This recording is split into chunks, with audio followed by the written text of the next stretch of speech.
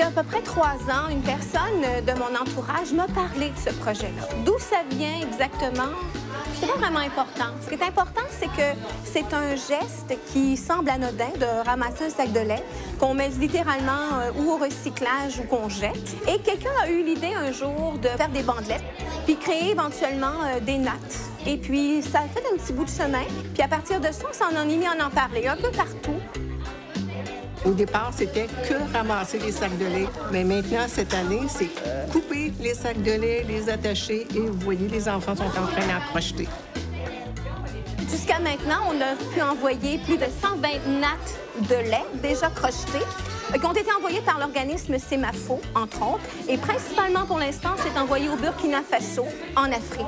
Il y a des pays où ils en ont vraiment besoin parce que ces nattes-là, principalement, ce sont des tapis qui sont mis sur le sol et au lieu de mettre l'enfant directement à même le sol, bien, on couche ces enfants-là sur des nattes.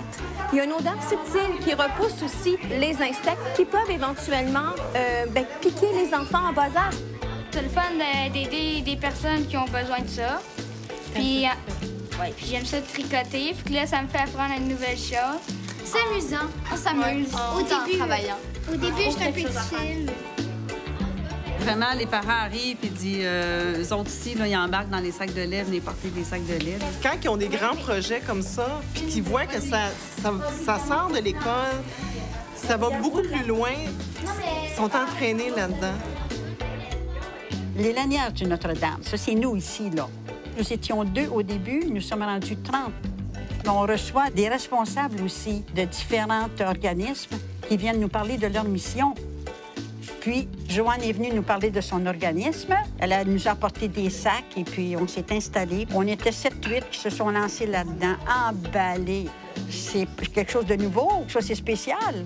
Je vous dis qu'on est fiers parce qu'on est utile, on n'est pas des membres inutiles, les madames d'un âge certain. C'est à la fois un geste écologique, c'est un geste qui est simple. Tout le monde se sent interpellé parce que c'est vraiment un projet qui, en fait, amène à ce que tous les gens de toutes les générations soient touchés. Il y a les grands-mères tricoteuses, les mamans tricoteuses. On va maintenant devenir les ados tricoteuses. Ouais!